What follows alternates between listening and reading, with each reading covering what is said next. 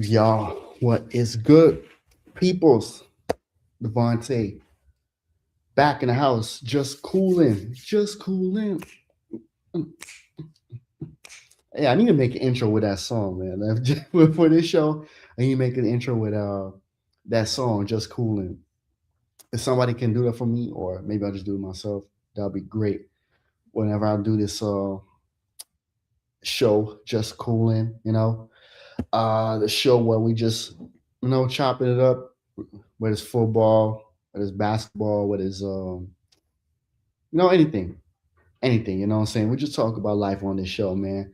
Um not an aftermath, because I'm going to talk about Ajax, right? That played against NAC. I'm going to talk about Arsenal, that played away against Everton on Saturday. Like, both games were on Saturday, but I had a birthday, right? And wasn't able to watch it, of course. I was checking it on Twitter, what the people were saying about the games, and yeah, we gonna dissect it a little bit though. Um, so yeah, what else I'm gonna talk about? I don't know yet, but we definitely going to talk about some of the games that were going on in the weekend, right? Don't forget, subscribe to this channel, like the video, smash the like button. We again, 10 likes for I'm saying this stream, and also share it, right?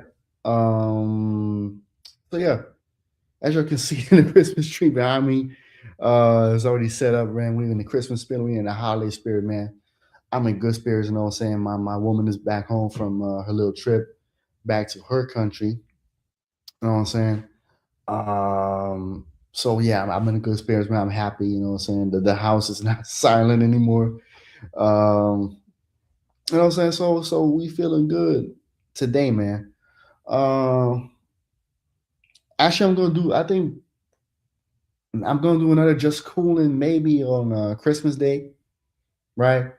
Uh, you know, then we're gonna chop it up about the year that I had, you know what I'm saying? And we could just chop it up about life. Um, no, maybe, but maybe we'll just talk about it here as well. But you know what?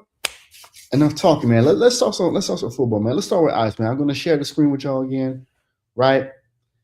Um, Before we get it, let me share the stream as well, right? Let me share it on the Tweezer.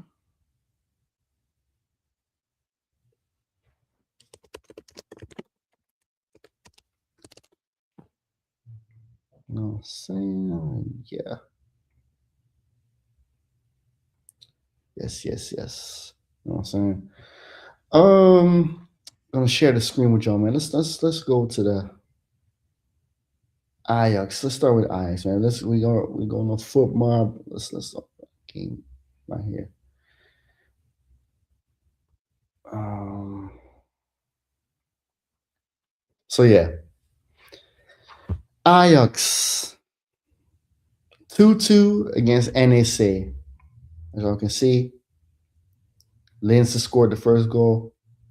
Dolberg scored again. Waisa scored, and then Host scored first. It was 2-1 Ajax, and then second half, quick start from NSA. Waisa scored, and then he got a red card later on. And Ajax didn't capitalize on the red card from NSA. And there's a reason why they didn't do it, right? And we're gonna break it down. Before I gonna break it down.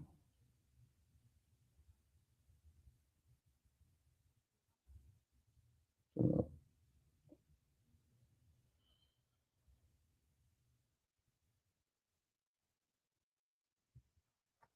what I'm saying? Right.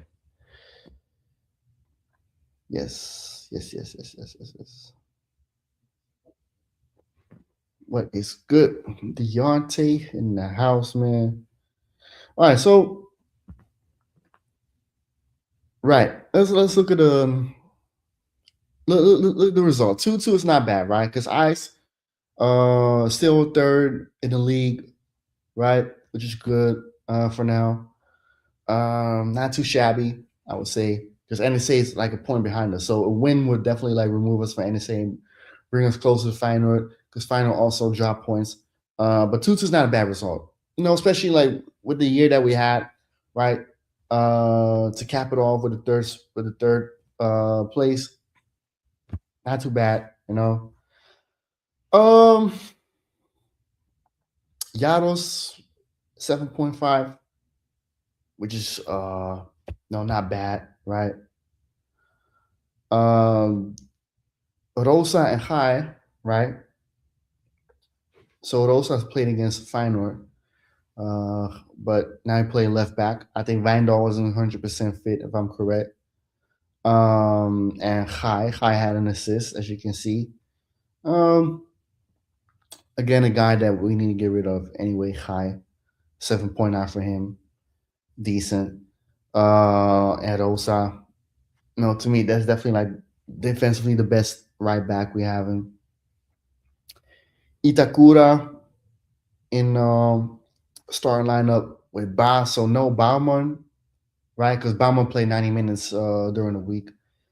So not no game time for Bauman, I think. If I'm correct, Bauman didn't come on. No, he didn't come on. So Yuri Bas played. And Yuri Bas, as you can see, has a 6.8. And I'm somebody, I have an opinion about Yuri Bas, right? I feel defensively he's not as solid as I say Bauman. And even though Bauman is a player that is also still developing, right? Bauman to me, him and Itakura, what I saw against Feyenoord, I like that more than Bas and Itakura. Bas going forward, right? Him being a ball playing defender, he's good at it. But I don't know, like defensively, sometimes he's just like soft. And Bas, your name is Bas, right? Bas in Dutch is boss, but he played more like a henchman. He play more like a lackey. You don't play like a boss. You play like a lackey.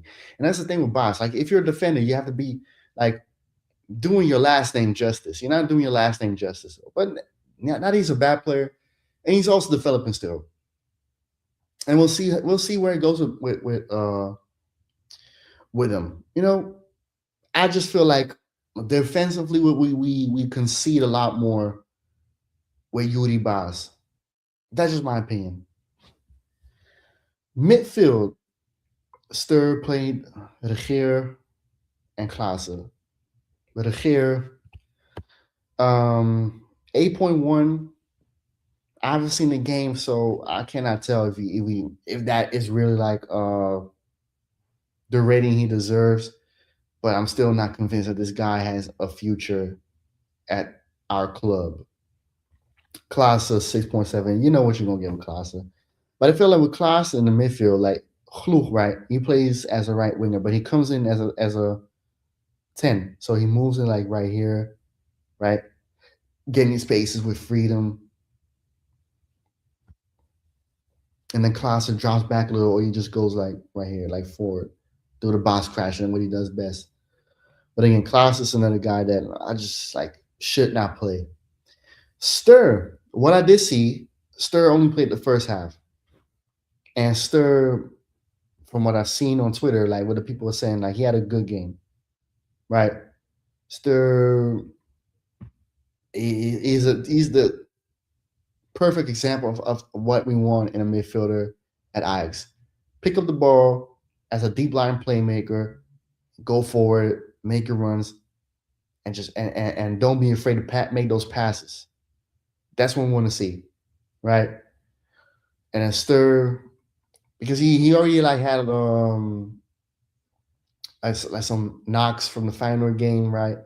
He didn't play against Excelsior Maastricht during the week, right? So no, it's a good thing that they didn't like play him the second half. He probably wanted to play, but they were more careful with him. And it's a good timing for him that we are coming in to the winter break now, right? because then he can get some time to like have some rest, right? Rehabilitate. He's still young, so you don't want to have him become an injury prone player. So good thing.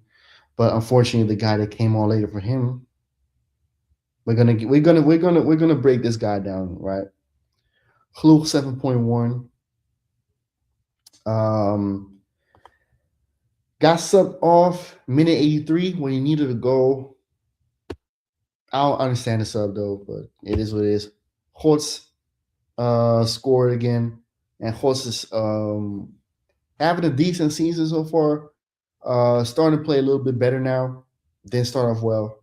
Um, this score some goals, but now his play is also a bit better. And Dolberg um, scored again, and you can tell that that is just the guy that should be our main striker for the remainder of the season, and as long as he's here, because Valvehorst is just not that guy, right?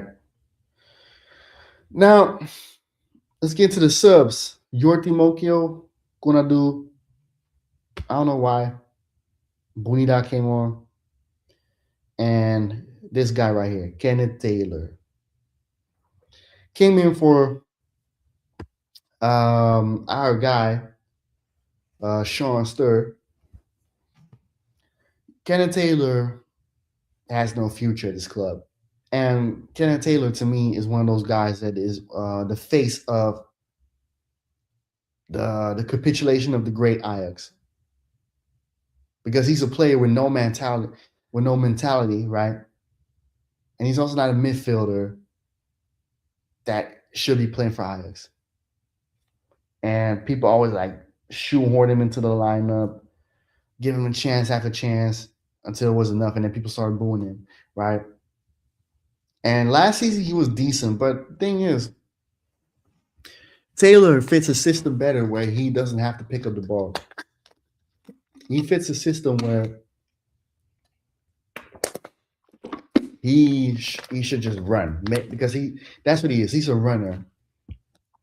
He's not somebody that's going to pick up the ball like Sean Stur and create something. He's not somebody that asks for the ball. He don't want the ball.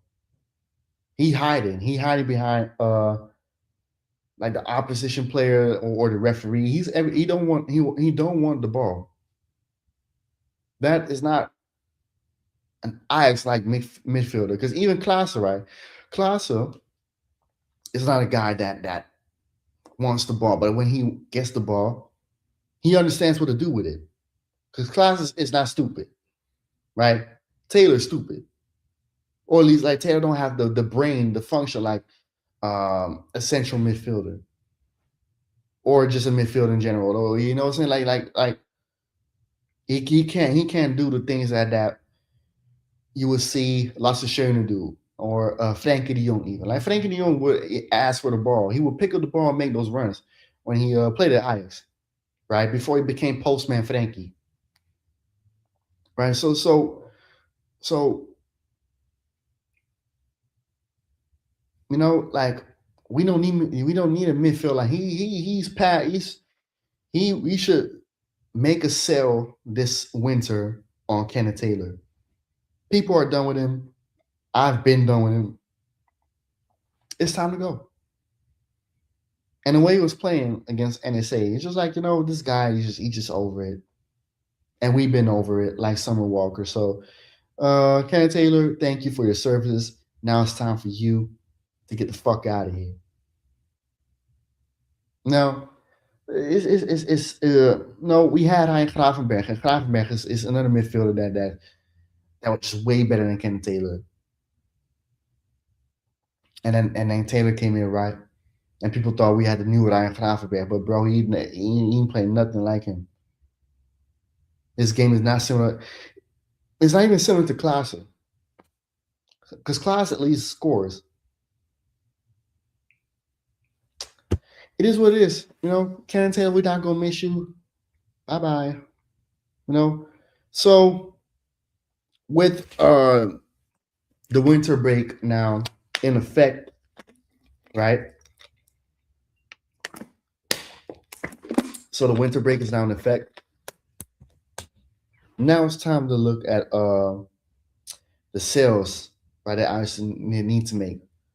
Um, for me, if you ask me how I should go, I don't know if the is going to go, but he needs to go. Classic can't stay on the bench. This guy definitely need to go. Don't gonna do loan him. Um, Orlando to me, I feel like he's been playing better under Fred Grim, but I still don't feel like this guy should be here though. He's not. He's just not the level that we. And I heard they're gonna loan a left back from Bournemouth. Um, I forgot his name, but so we'll see. This guy definitely need to go. He got no future here. And then Edwardson, another guy that needs to go.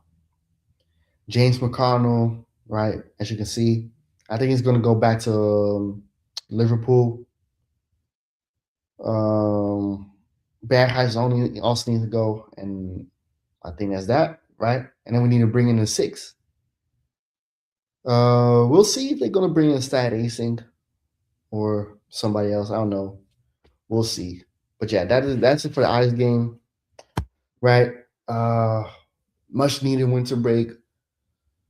Awful year for Ajax. 2025 was an awful year for Ajax, but at least they were able to end it off on some sort of a good run.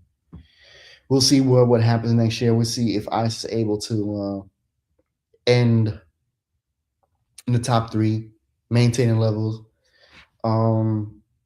Get some players in that can help Ajax maintain a level, and then we'll move on from there, man. Then we go to the next game.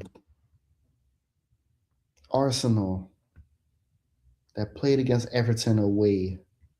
A victory for Arsenal. But before we get into that one, man, peoples, make sure you subscribe to this channel, like and share this stream. NSA at 10-minute and fans up on some. Yep. NSA at 10 minutes, and we didn't capitalize on it. It is what it is. No, right, Nevada. No. I know you said. Fuck out of here, old Vandor, bro. No, we don't need old Vandor. No.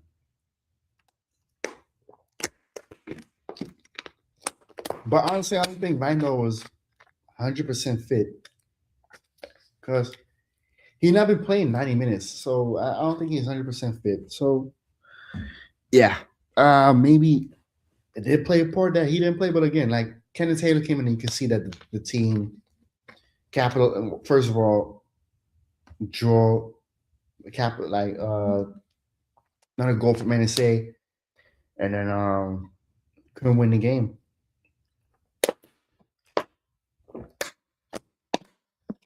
It's unfortunate, but it is what it is. Now let's get into Arsenal. 1-0 victory away against Everton. Tough team this season. Everton, as you can see, they got Grealish. He's been having a decent season. Dwight McNeil's a solid player. Tarkowski is still good. Of course, Jordan Pickford. I see. What's one of my guy right here? Oh, and Dai is on the international duty as well as Guy. Just a guy. Like yeah, Afcon is in effect, right? You know what? Hey, before we'll get to that later, man. I've seen some Afcon humor again, man. The Afcon is Afconing. Dewsbury Hall got an injury. Bram Quavers, like those two decent. No, even Seamus Coleman, right? So yeah.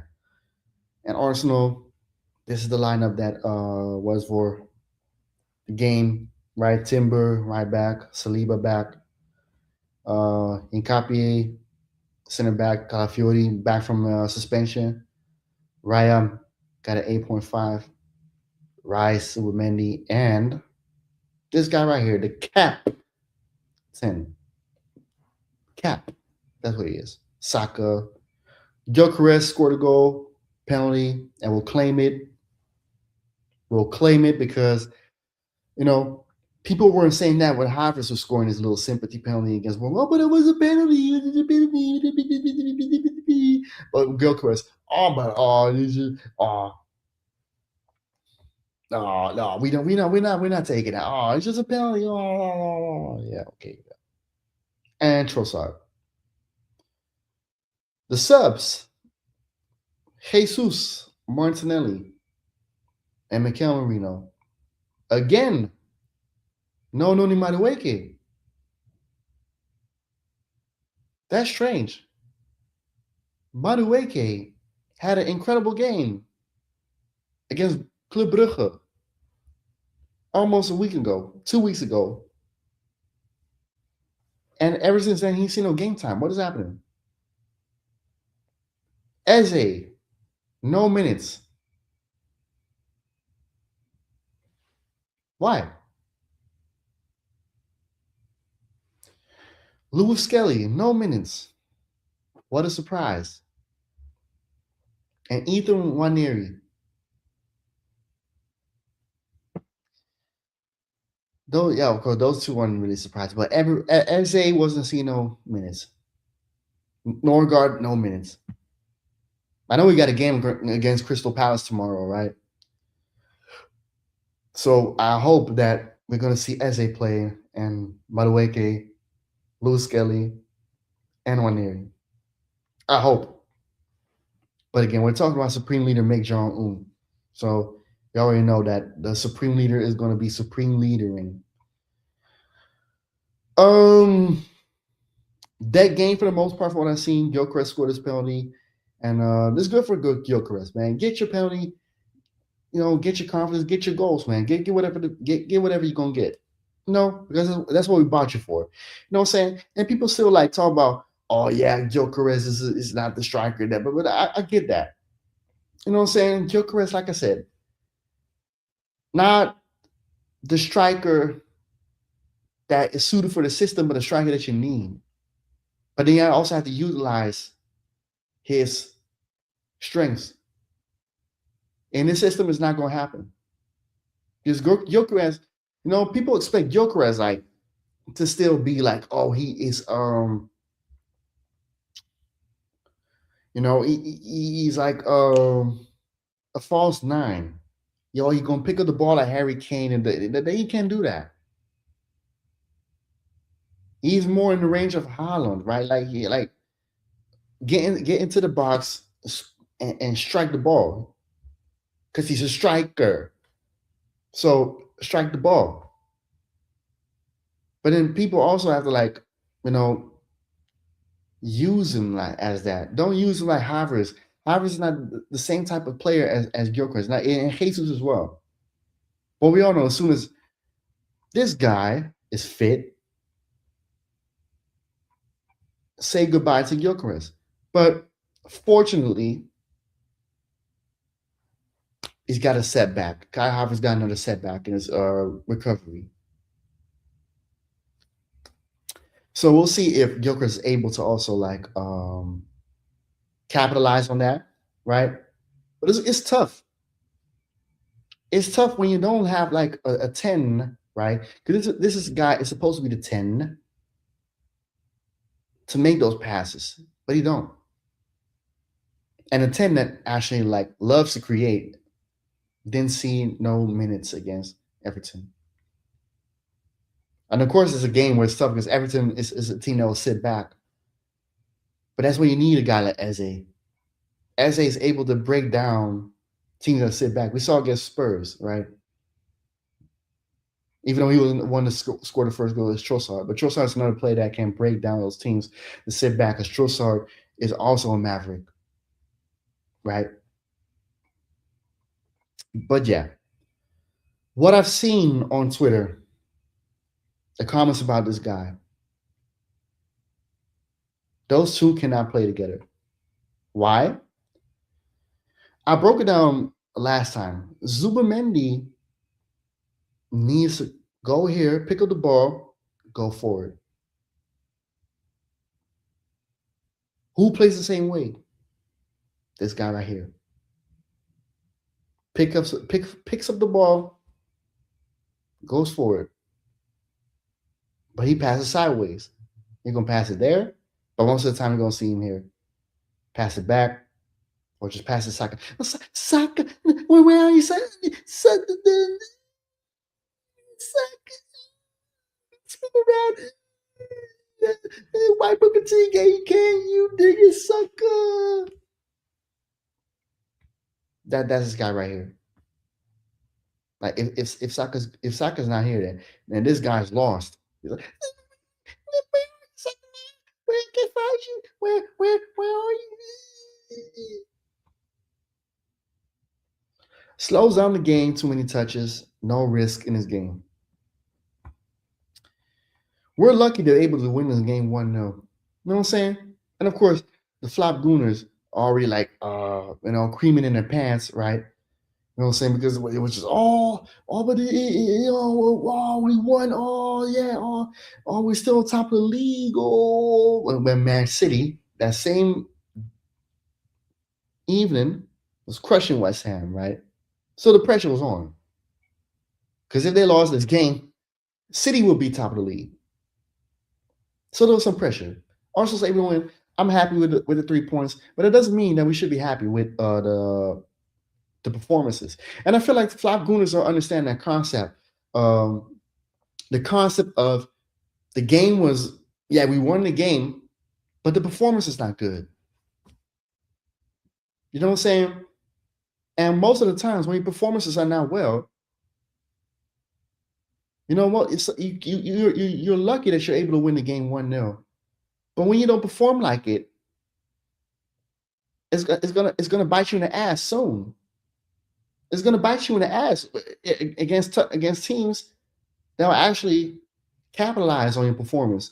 Because let's say Everton was able to win this game, then what? Because you weren't performing like you was going to win this game. You're not putting teams to the sword. You know what I'm saying? That's why people say, oh yeah, City's probably going to win the league and Arsenal going to bottom, because the performances they're not translating into Arsenal being a convincing favorite for the title. That's what it is. And I don't think these people understand the concept of that. If you don't play like a champion, people are not going to think you were a champion. And those questions are more than valid. Very, very valid questions to ask when you perform like you're not going to win the league. Let's look at the NBA, right? OKC are considered the favorites to win another title. Why? Because they're playing like it. City, if you see them now, right, they're playing like they're going to win the title again. Arsenal don't play like they're going to win a title. Arsenal playing like they're going to end up second again. That's not a hard concept to understand, flop gooners, for real. And when people ask those questions, it's more than valid. Because it's the same old with this manager. It is the same old. Because the last time we played convincingly, we fumbled the league, but we at least we're looking like we're going to win the league. We don't look like we're going to win the league once again.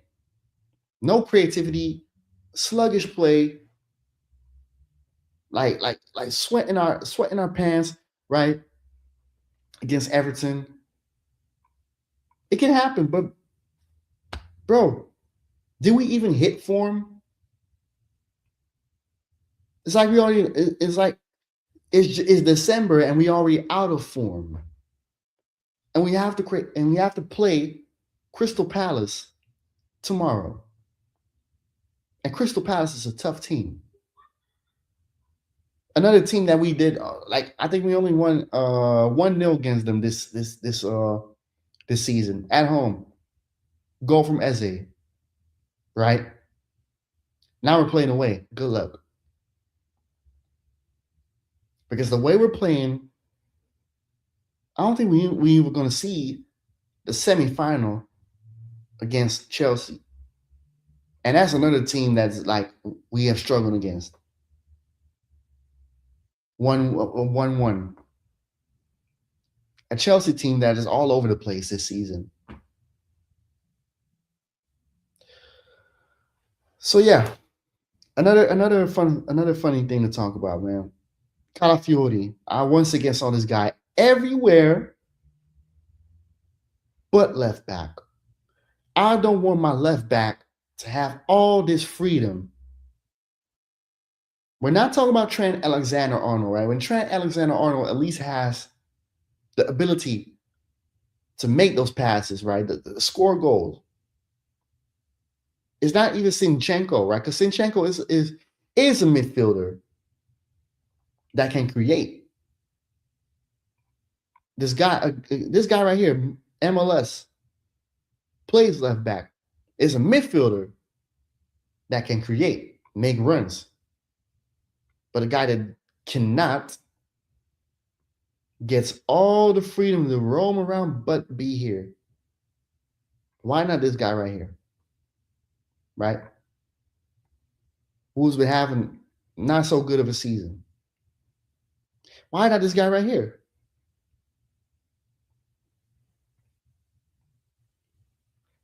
And he gets some freedom though, but he does nothing with it.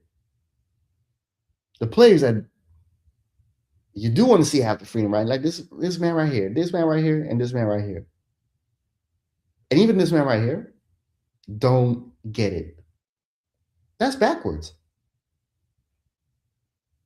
And you expect to win the league with the way that you're playing with this lineup as well? You know what I'm saying? Because yeah, if Gabriel's back, right? What's going to change? When Gabriel's the center back, he's not going to get you goals, but he'll make sure that the defense is solid, of course. And yes, defense wins championship, but so does offense. And if you don't have no offense, good luck. Right? Because look like this guy's going to be back in January. But let's talk about Madueke, man. Madueke no minutes again. And I saw Madueke saying that he was happy with Arteta and whatever it is, and blah, blah, blah, blah, blah. And you know, with football players, when they talk about managers, right, always take with a grain of salt. Because there's no way Madueke is happy with Supreme Leader Mick not giving him no minutes for like, how many games now? 2 games? Who the fuck is supposed to be happy with that? When you just came off a great performance against Club Brugge, and you get rewarded with a seat on the bench. Good job, by the way, against Club Brugge. Thank you so much for the 3 points. But you can warm the bench for the next 2 games. Either you did something wrong, or guess what? A certain player needs to play because he's the favorite. Oh, I rely on him so much, even though this season I cannot rely on him because he barely scores fucking goals. He barely gets me assists.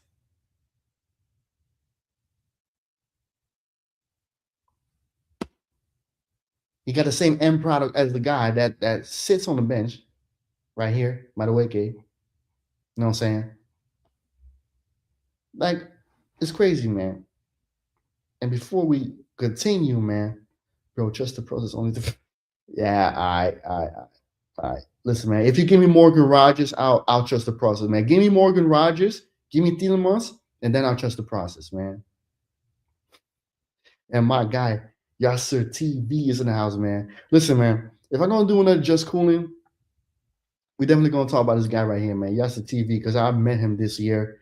You know what I'm saying? That was definitely a great moment, man. That was fun as well, man. That's for sure, man. But yeah, if you give me if you give me Morgan Rogers, if you give me Yuri Tielemans, and if you also give me back Emi Martinez, then I'll be trusting the process a little bit more. You know what I'm saying? Yeah, I mean, listen, man. I think if you get Emily this Arsenal squad, bro, we're gonna win the league. You know what I'm saying? A lot of people are saying, people want Emery back, but remember how bad we were. There's a different squad. You already, like Arteta already set the table with the squad. The only thing that has to happen is a new manager, right? If Emery comes in, you might be able to reach the Champions League final and win something. This guy is cup proven compared to a guy who's still new on the job. So, if you give me those guys back, I'm trust the process, man. That's for sure. But yeah, like I said, let's go back into what Madueke said. Of course, Madueke is not gonna like say shit about this guy right here. Can't bite the hand that feeds you. But also, don't fall for the okie doke and think that Madueke is, he's so happy to just sit on the bench after a great performance. Nobody should be happy with that. But certain players will never see game time or barely as long as these guys are around.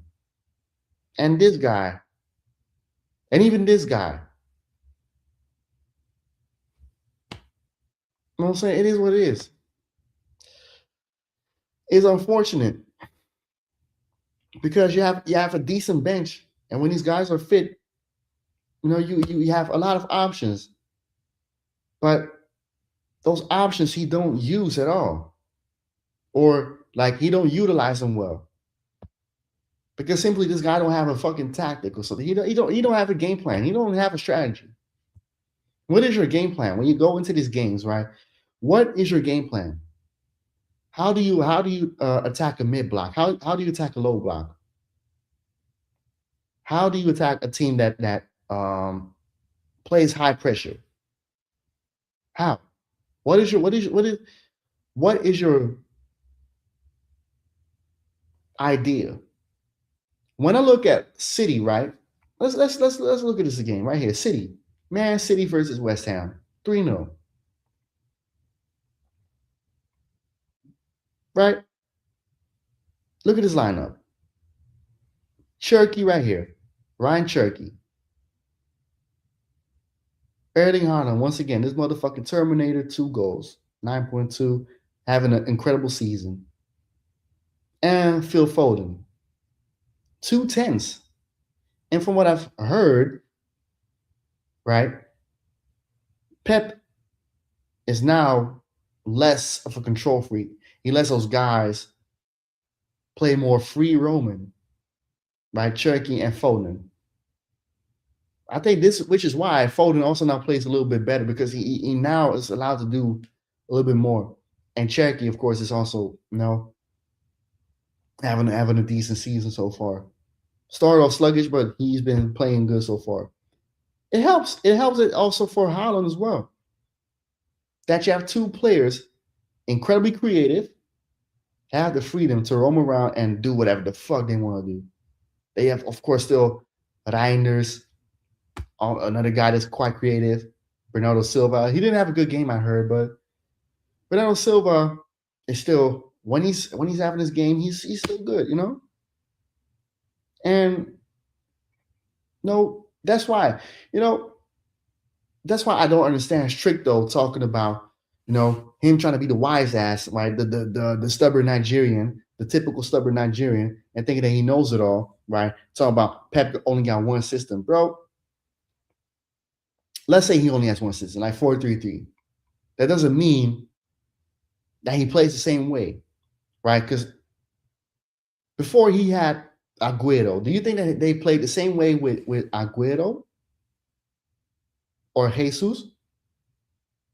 As a matter of fact, at one season, Pep didn't have a strike and he won the league. Do you think that Pep played the same way, right? Just because the lineup is 4-3-3, right? Doesn't mean that the system is the same. You have Haaland now. Haaland is not Aguero. Haaland is not Jesus. Haaland is a striker. Like Gyökeres. Strikers. Guys that want the ball in the box or want to make runs behind the defense. He plays totally different. And speaking of this guy right here, bro, I need this guy to fucking commit to Suriname so we can fucking make the World Cup, bro. And I hope you hear. And if someone needs to send this to Somerville, bro, Like Licencio, like, listen, man, I need you to commit to Natio and get us to the World Cup. So yeah. So I don't like. I'll never understand why Stricto like talking about one system and they get mad at people when they're trying to like show them that it's not true. But whatever, we're not. We already talked about that anyway, man. So let's get back to Arsenal, man. And then most of these guys have to hug the touchline. Like Trossard, hug the touchline. Saka, hug the touchline. Right? What are you going to win with that? It is what it is, man. It is what it is. So yeah, Arsenal play against Crystal Palace tomorrow, man. I don't even know what to expect of that game, man. Wait, Egypt loses to Zimbabwe right now. Oh my lord! I think Salah went to the I think Salah went to AFCON, right? Mm, not good. Good song. Is he good? I want good song. Like, bro, if he's not good, I want good song. You can give me Morgan Rogers. I only take Morgan Rogers. I'll take Martinez. I'll take Emery. I'll take Tielemans, right? And you can have Odegaard. You can have Marino. You can have Havertz and Martinelli. And we got ourselves a deal. Then we got ourselves a deal. But yeah, smash the like buttons, people, man. Subscribe to this channel, and of course, share the live stream, man. Let me share it again, though. Just we need some more viewers. That's for sure.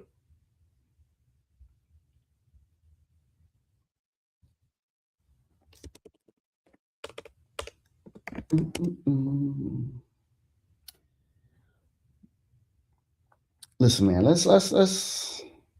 I'm gonna share the stream because I saw some. I saw some on AFCON and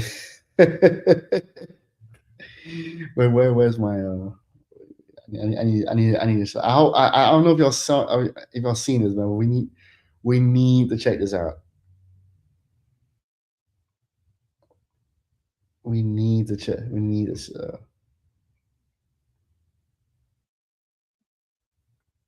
Is he is right? Wait. Wait. Nope. Nope. Wait.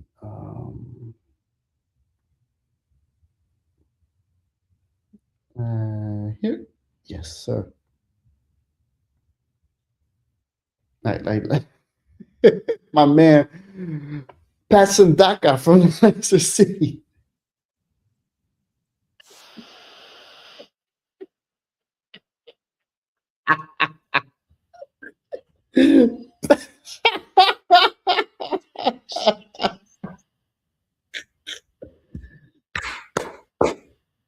Oh my god.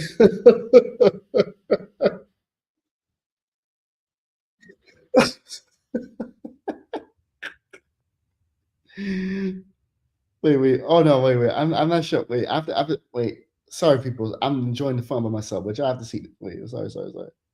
Patson Daka right here. Straight through the center of the man.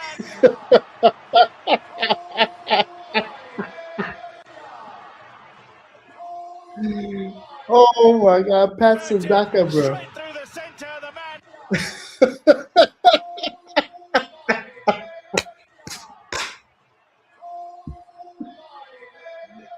Oh my god, no. Patson Daka, man. Look, yo. I'm surprised he didn't break his neck. Bro. Man, Patson Daka, man. This guy was trying to do this motherfucker was trying to do a backflip. Look, wait. Look. Cause that was serious. Look at this. Look at this right here. Bro, I'm surprised he didn't have his neck. Oh, wait.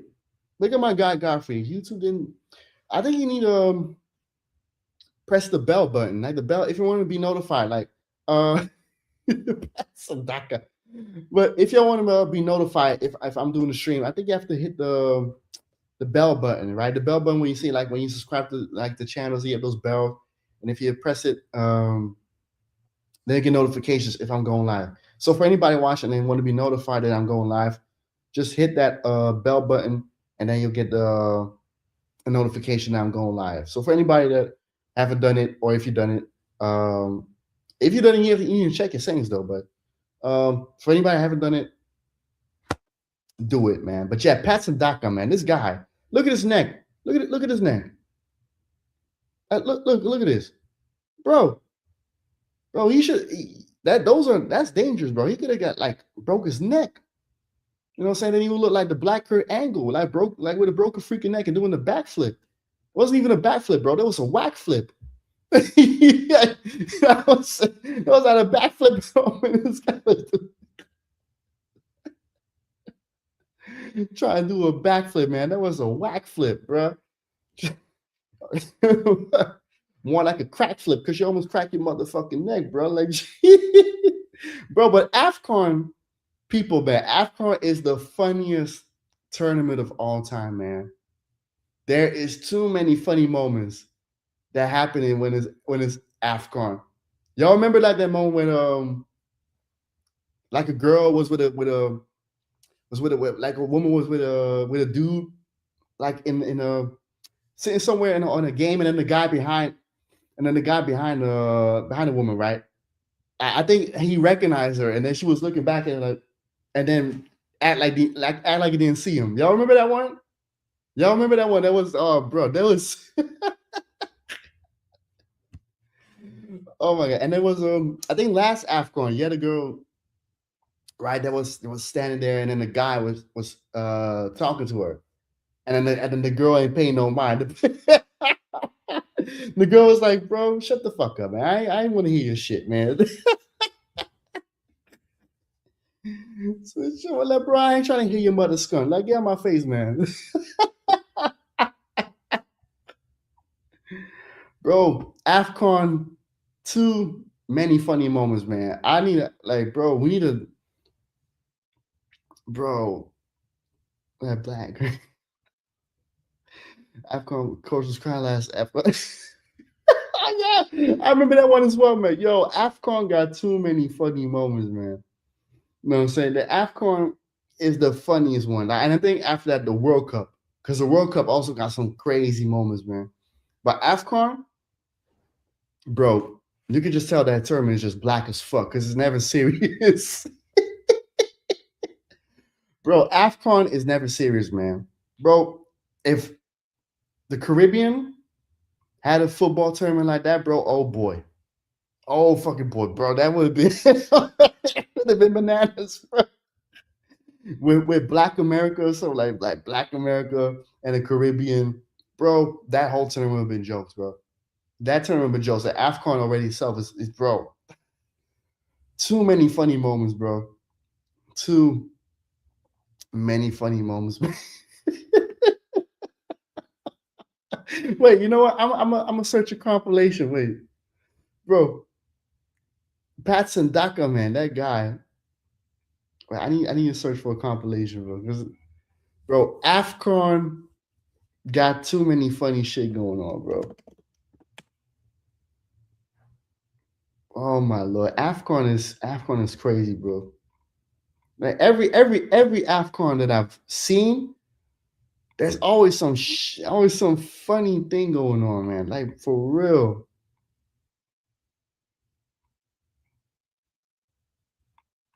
Like for real, bro. Like it's just never serious. Wait. I found it. I found it. Wait, because we need to check this out, people. Wait, boot that Spurs, bro. Oh my god, what Spurs do? Get the fuck out of my face with Spurs, bro. Spurs lost against Liverpool. No, it's no AFCON hate. But shout out Michael, by the way, for the raid, man. Subscribe to Michael TV's woman. Tomorrow, Ice Plan, I'm there, right? You know what I'm saying? But No, no, we but AFCON, like I said, like AFCON is funny. So no AFCON. Hey, we talk about some AFCON, like how funny it is, man. Like, look, I got the bro. We need to check this compilation. Like, let's check this compilation real quick about the AFCON. But I'm gonna have the sound off a little bit because I don't want to get copyrighted. Let's see. Like, yeah, that one. Yeah, that one. I was talking about that one. Let's see.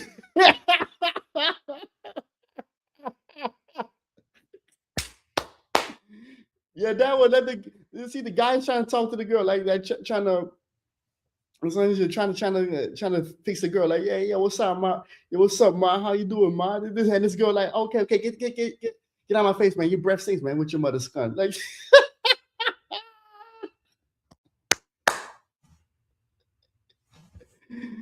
bro. You look at this, like, okay, yeah, okay, enough, man. Get out of my face, man. Jesus Christ. Say, yeah, okay. Oh yeah, this is wild, bro. This is look at it. Bro, you ain't trying to referee's like, okay. Like, yeah, hey, no, I ain't trying to shake your hand. Bro. Bro.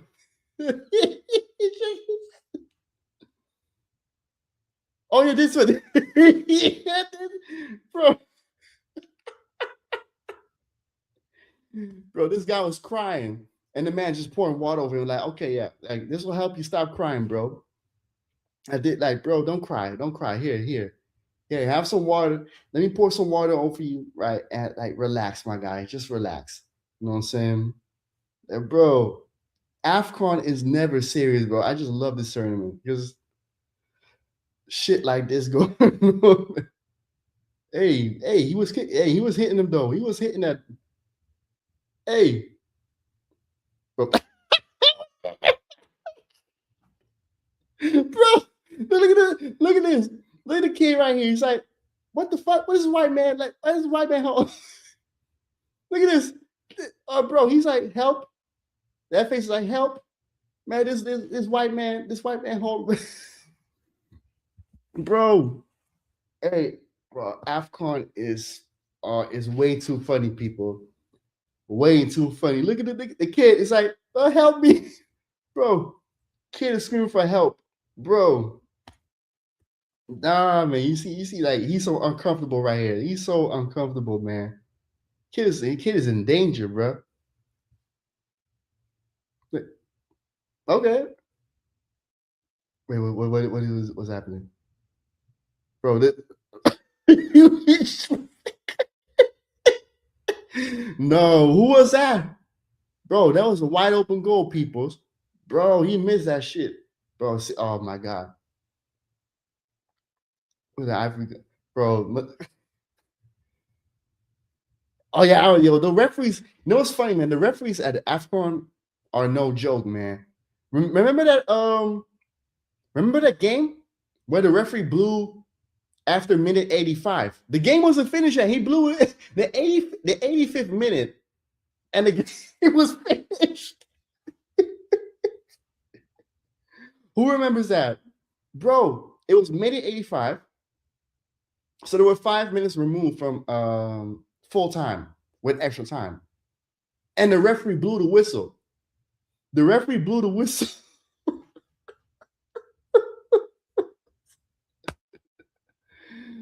Bro, yo, AFCON got some funny ass moments, people. That was 85th minute. Bro, there must be some scamming going on, some bribing going on. Like a lot of bribery because you blowing in the 85th minute. I don't think the referee got suspended or nothing. He ain't got suspended. I don't remember him getting suspended. Like I don't think so. I don't think he was suspended, bro. You forgot what thing. Yeah, he did it twice. He did it twice, bro. AFCON is so funny, peoples. Bro, he did it twice. 85th minute, he did it. Bro, he was just like, bro, I'm just trying to like. Make sure they finish the game so I can get my money, right? Get the fuck out of here before all hell gonna break loose, bro. 85th minute, bro. AFCON is funny, bro. Bro, I don't know which game it was. It was so funny, bro. Yeah, he was like, bro, I just want to get paid. I like, listen, man, I'll take the money for whatever team paid me and get the fuck out of here before you know what I'm saying, the FA is gonna catch me, bro. AFCON is funny as fuck, peoples. Oh boy.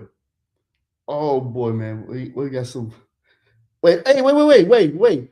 Y'all remember the like this kid right here with the hat, right here. I think it was a Cameroonian, right? Or Senegal. I think it was Cameroon.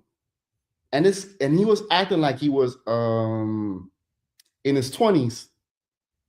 And then they found out that he was in his 30s. Bro, do you know how crazy that is? This player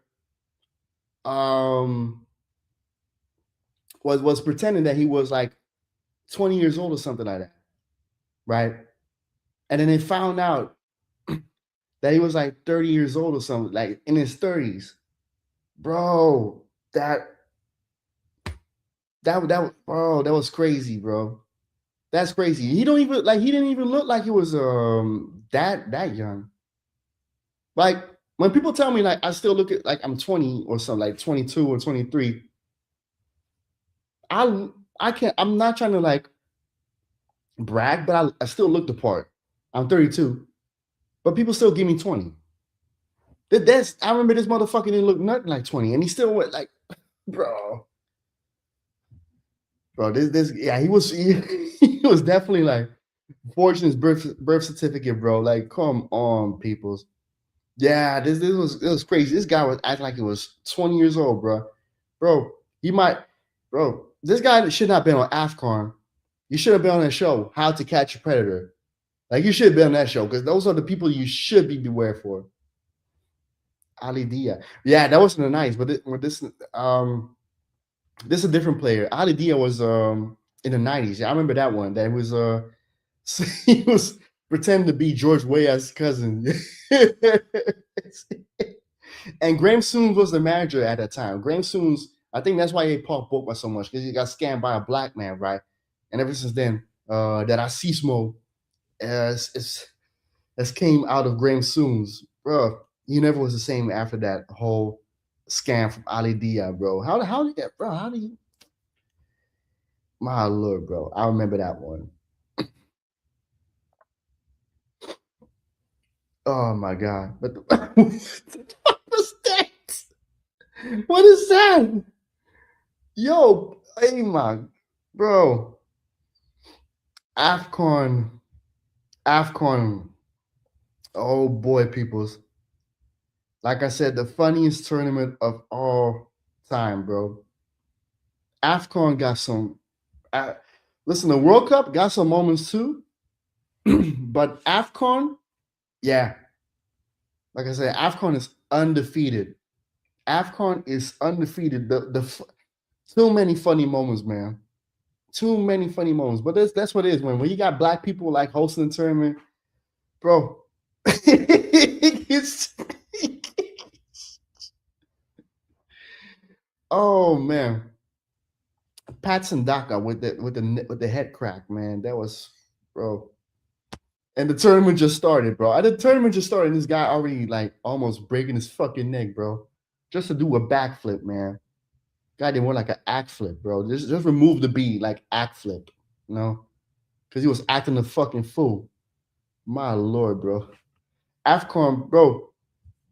What I want you to do, people, is like in the comment section, let me know what is the funniest, like make a top 3 of like what you think is the funniest football tournament. So AFCON, you know what? Make 4 because we're gonna include Copa America.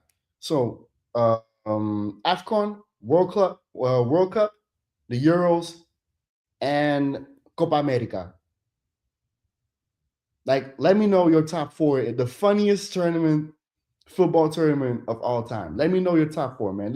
Like, put it down in the comment section. I'm gonna grab some water, people. Let me know your top four funniest football tournaments of all time, peoples. Let me know while I'm grabbing some water.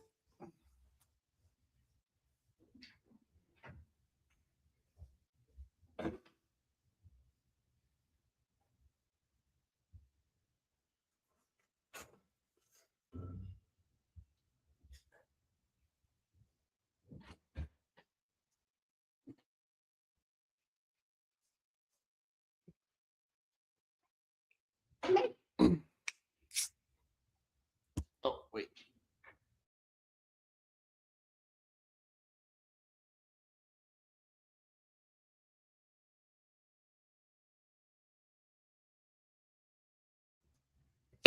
Oh my lord. Yes. AFCON is definitely, to me, the funniest tournament that's ever existed, bro. Not even just football alone. I'm just talking about just sports tournaments. Like, there's too many funny moments when it comes to AFCON, man. Like Copa America got, yeah. I think Copa America also got some crazy moments, man. But I feel like the World Cup has more like funny moments than AFCON, man. AFCON is crazy, bro. Bro, you know what? We need to check it again. We need to check out that uncle that was fumbling that girl, man. We need to check it out again. People. That's my woman right there. You know what I'm saying? My wife to be next year. You know what I'm saying? Like, listen, we need to check it again, people. We need to check it again, man. Wait, like my uncle, like uncle right here. Oh my god, bro. Look at this woman. Like, all right, go ahead with your fucking self, man. Like, go ahead, man, with your mother's gun. Like, she's like, bro, like, if you don't get the fuck out of my face, man, like, I ain't trying. I'm trying to get your number, man. Bro, you know what's even funny is they're Ivorians, right? And Ivorians, Ivory Coast won the last AFCON, man. Bro, he thought he was gonna get some crazy, you know what I'm saying? That freaky stuff after like Ivory Coast won the AFCON. And she was like, bro, man, you look like you could be my uncle, man. You fuck out my face, man. You know what I'm saying? Wait, let's play the clip. Let's play the clip. She's like, yeah, all right. Just go ahead with yourself, man. Go ahead with yourself. Oh man, AFCON, bro. I could.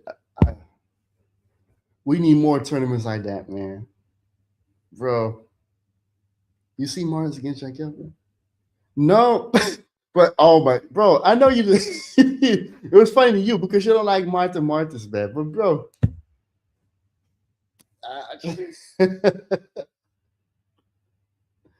this vid could give someone. Yeah, it you know, it gave that man a heart attack when he saw himself back on TV. You know what I'm saying? Getting rejected by an old girl, man. Like, she was like, no, you know when you in the club, right? When you in the club and you're trying to like hit up, like trying to talk to a girl, like standing by the bar or like standing by the DJ, right? You know what I'm saying? Just looking around, just chilling. You know, when you're trying to hit girl, you know what I'm saying? And girl just with a drink in her hand, she's like, yeah, you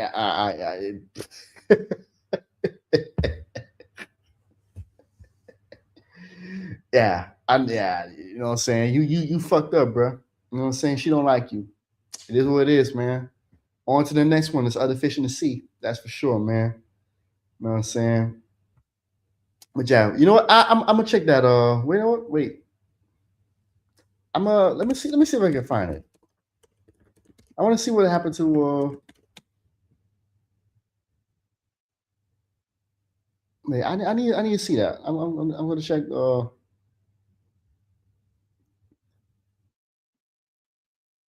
Wait. 'Cause I definitely need to put it on silent though, because I don't want to get copyrighted. It's a short, yeah. All right, let's. Oh wait, let's share. Oh, all right. This is the let's see.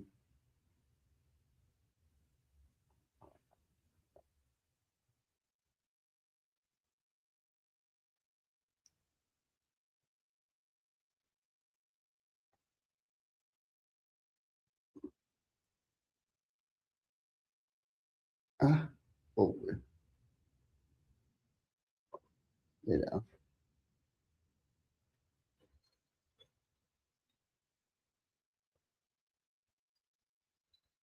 I don't think this is it, right? No, because wait, let me see. Wait,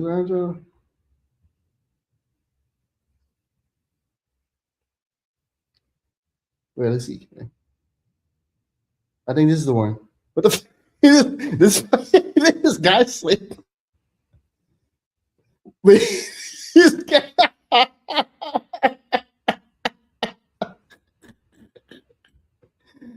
Oh boy, this guy just slipped.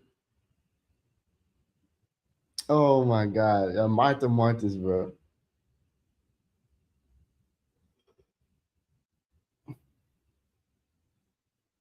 Wait, I think. Wait, let's check it out, people. Like, let's check it out.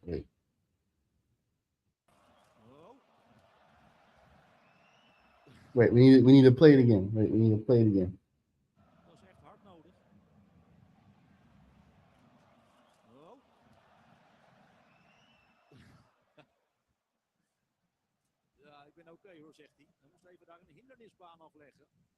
Let me-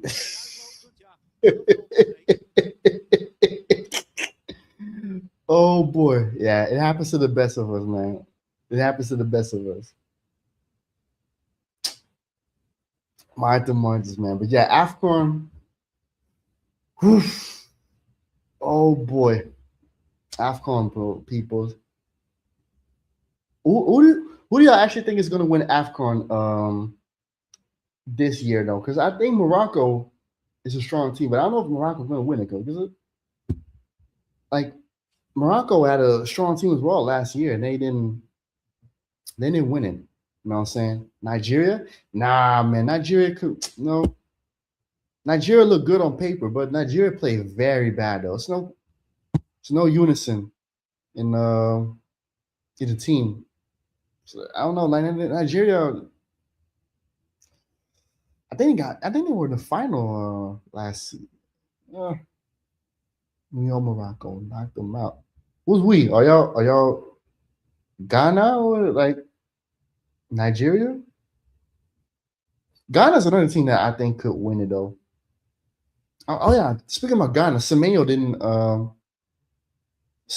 go to AFCON, and it's I think he was his own decision. And Semenyo to me is a player that should go to Arsenal, but I just know in January Arsenal's not going to get another player because they're fucking cheap. But yeah, that's what you have. We have players. I mean, players. A club that's not really like high on ambition, right? Or else it would have got Semenyo in January, which only boosts up the title chances. But I guess Semenyo is not really necessary, unfortunately. But it is what it is, man. Um, South Africa. Yeah, South Africa's a team that also can do well. Osimhen, bro, don't bet on it because Osimhen can also like lead Nigeria to the World Cup. Lost against Congo. I don't think we are facing the dark horses. South Africa.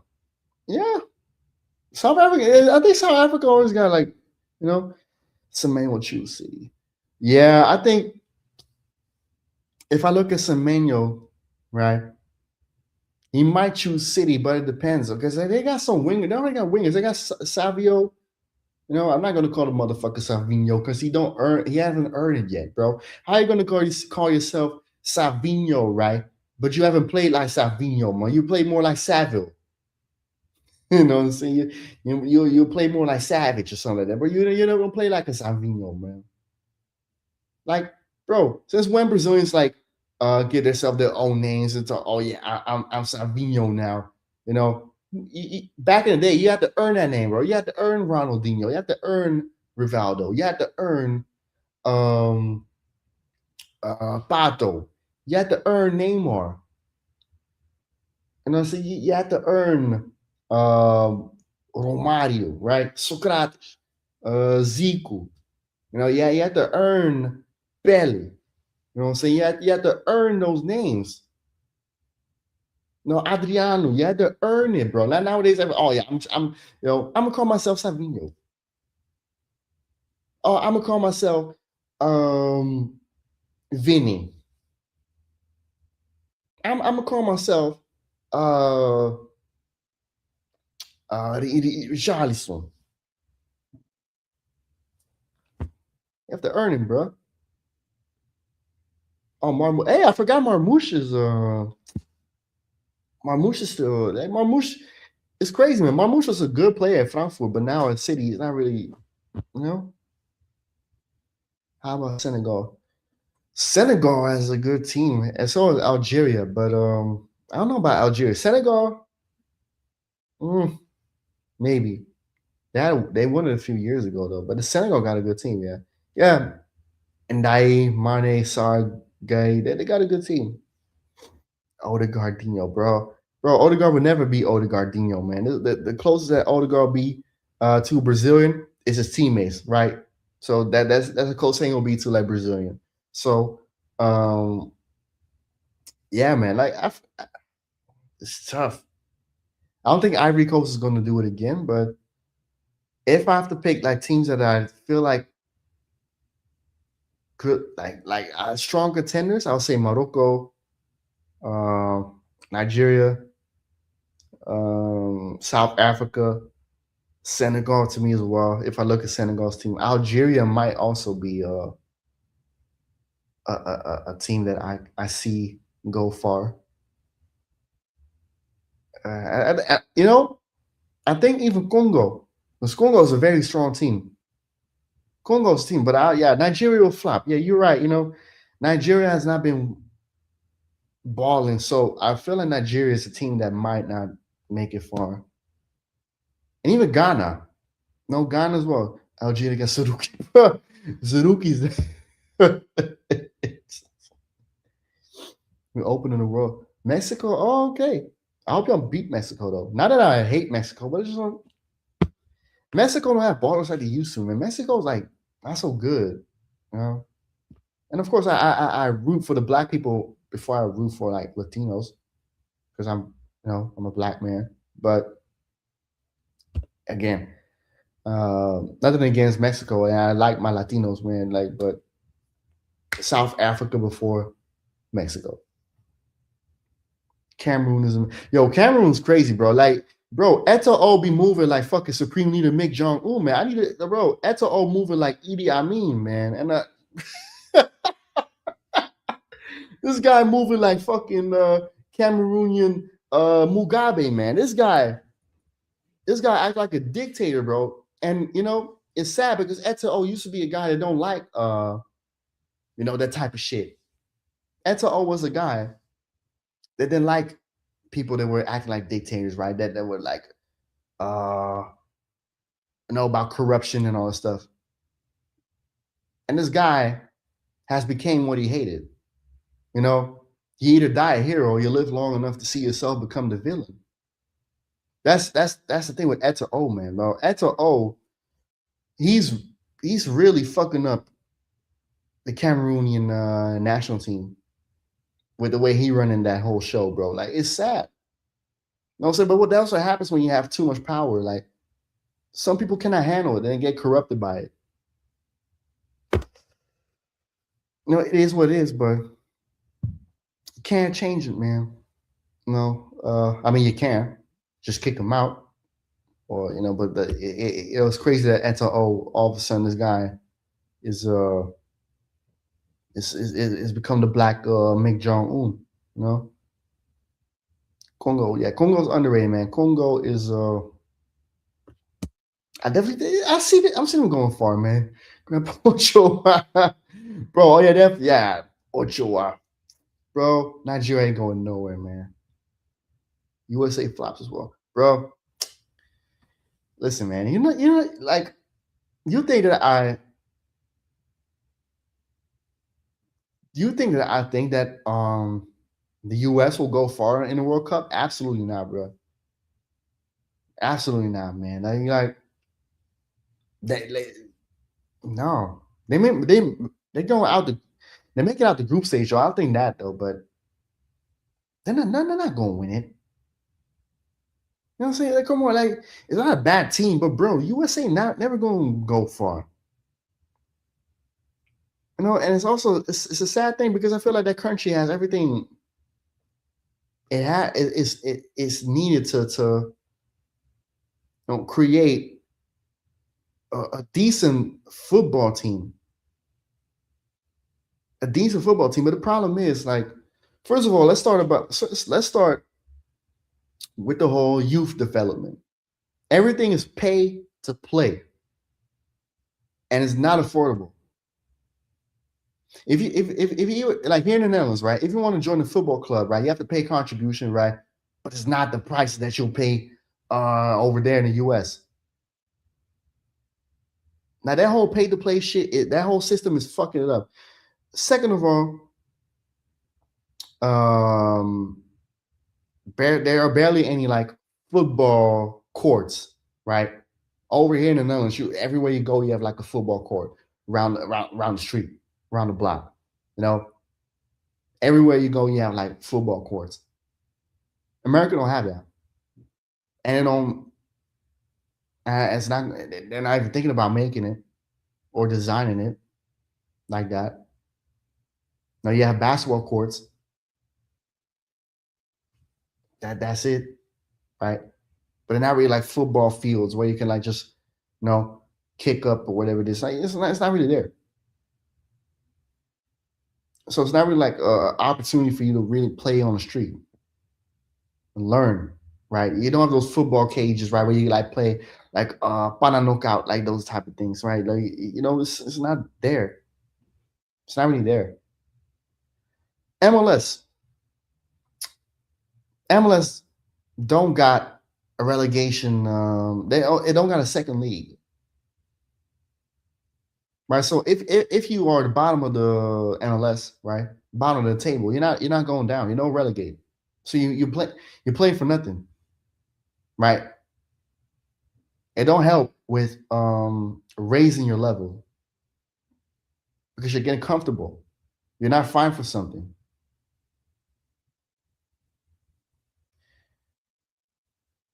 Um,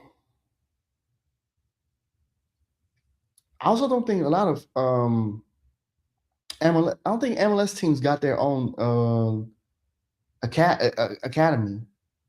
I don't think so. I don't think there are a lot of MLS teams that got their own academy because like when you look at European teams, right? Ice got the Ice like the youth academy there. Arsenal got a youth academy. Chelsea got a youth academy.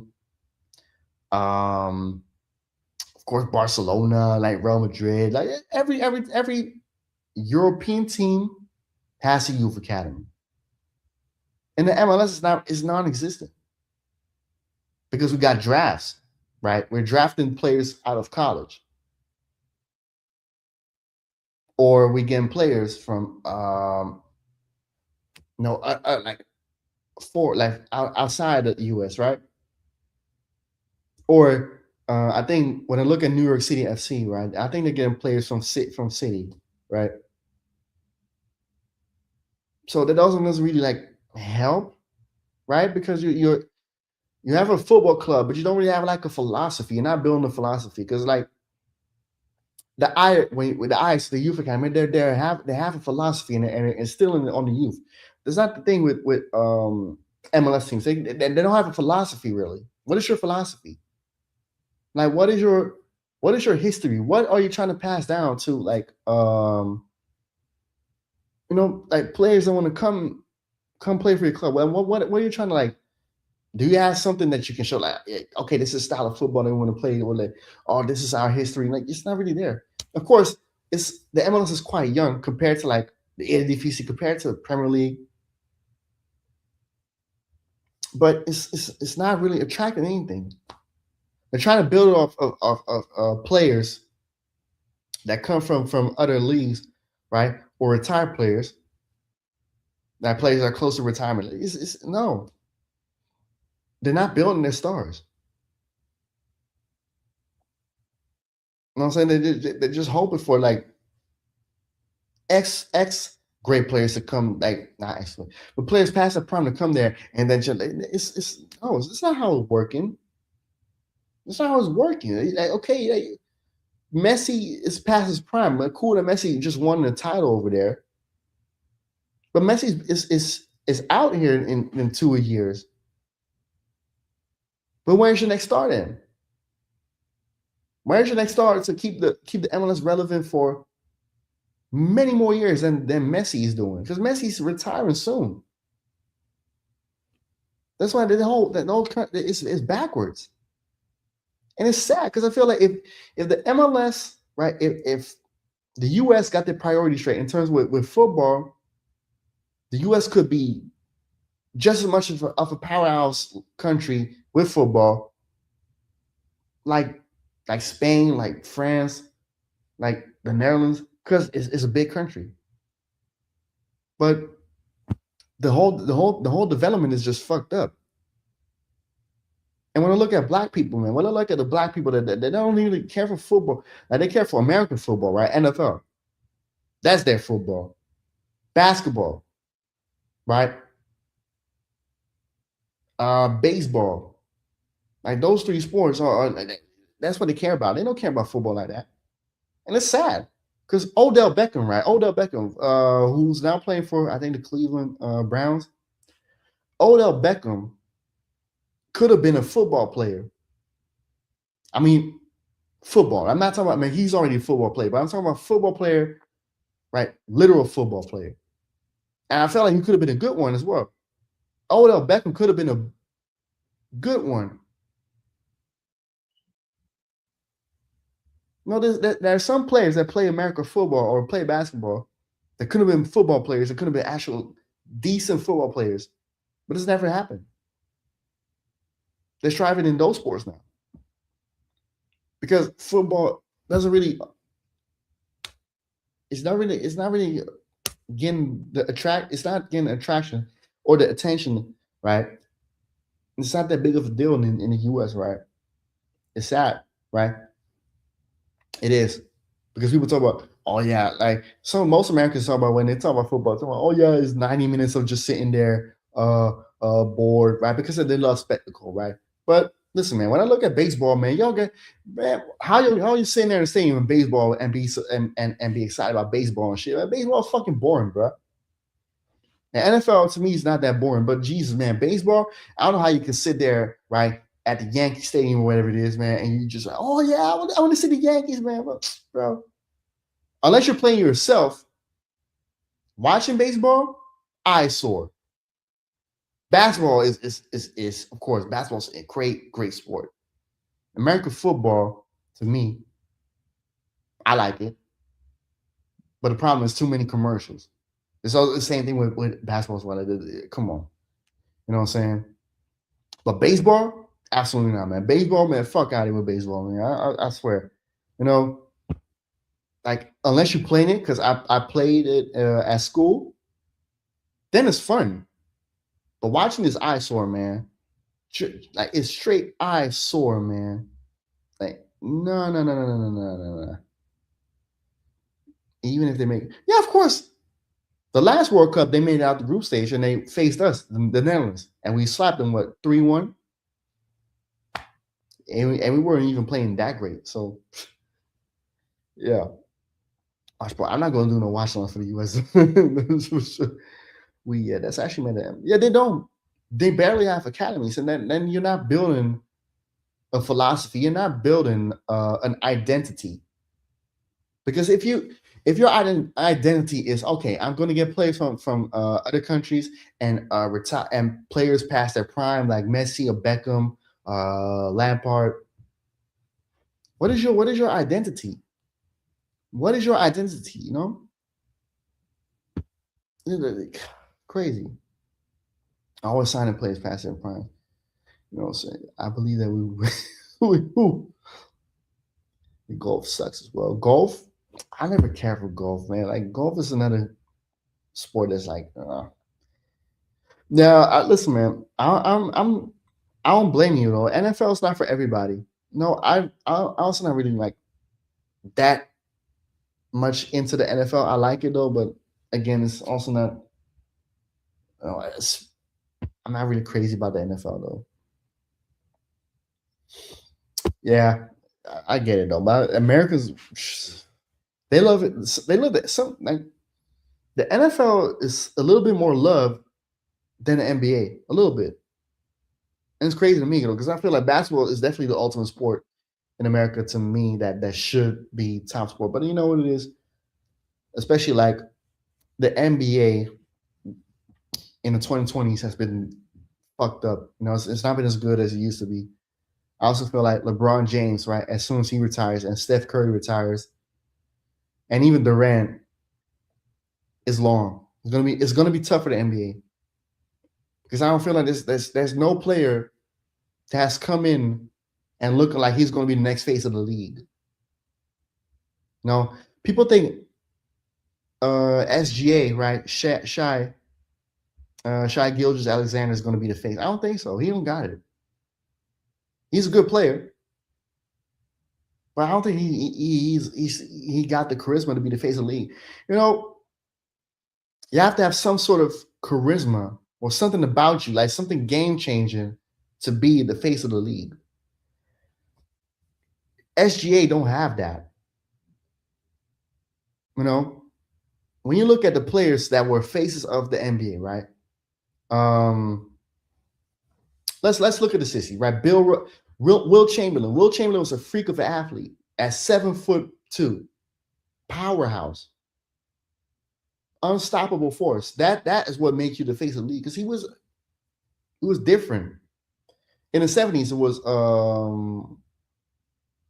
Dr. J, Julius Irving.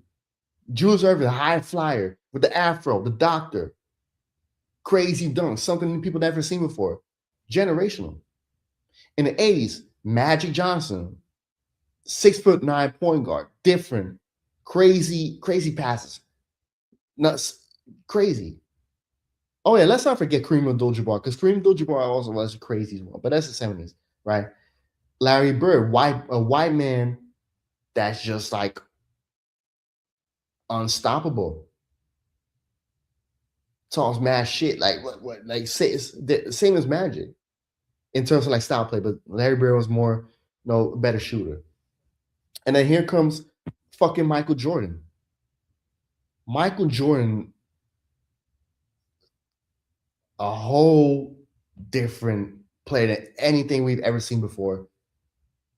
And like, you haven't seen something like Michael Jordan before. And then the whole aura, the whole demeanor of him, like him being all about winning, all like just I don't know. Michael Jordan was just different, man. Michael Jordan was fucking different, man. You cannot explain Michael Jordan. He's like a mythical figure. Michael Jordan's like a mythical figure, man. That explains him being the face of the league. And then of course they have people that had a chance to be faces, like Shaquille O'Neal, 7'1", freak of an athlete that could be the face of the league. It didn't happen though, unfortunately, because he wasn't that serious about it, right? And then you get into the 2000s, Allen Iverson, 6 foot, right? Crazy point guard, just going up against the Giants.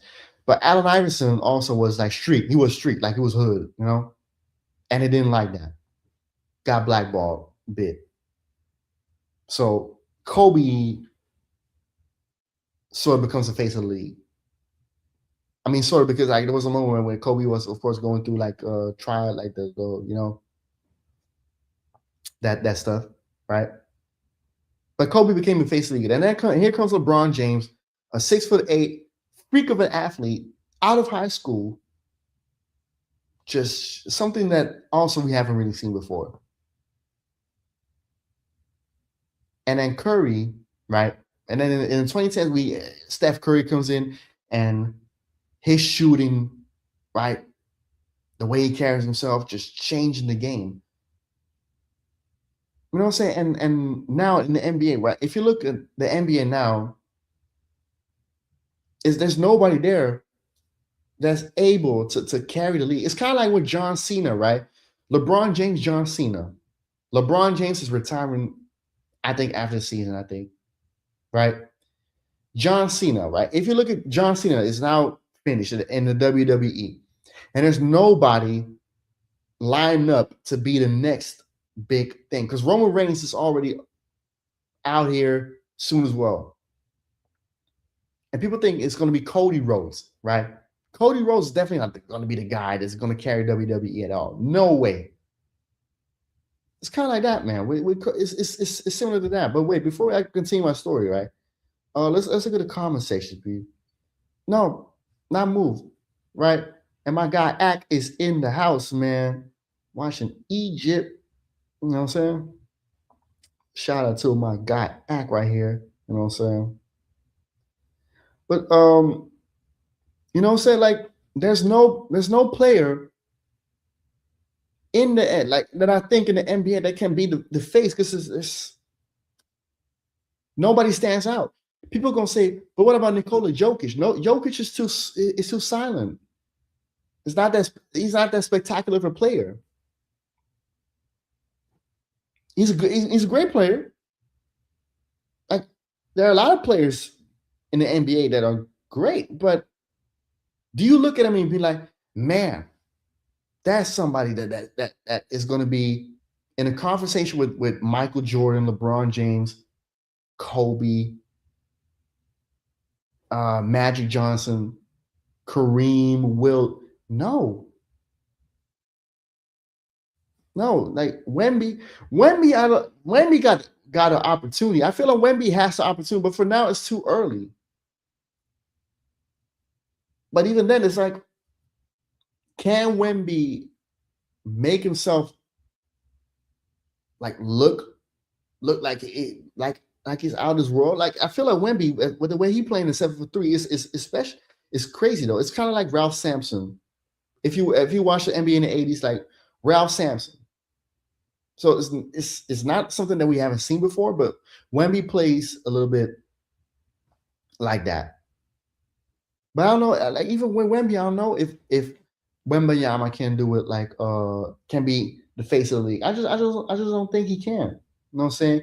And before we continue, like I said, man, smash the like button. Yeah, that's right, man. Smash the likes and subscribe and share live stream, peoples. You know what I'm saying? We're on 6 likes right now. Doing a good job, man. Like we need 4 more. We're definitely the 10 likes, peoples. And subscribe to the damn channel. Giannis is definitely a freak of an athlete, but I feel like Giannis, it would have helped him more if he moved to a better team. Because I feel like staying in Milwaukee is hurting more than actually helping his brand. Because I feel like if Giannis, let's say Giannis played at a big market, right? A big city like New York, Chicago, LA, in Miami, right? I feel like that will help him more. He won a title with the Bucks, but it didn't really help him because people don't really care for Milwaukee like that, you know.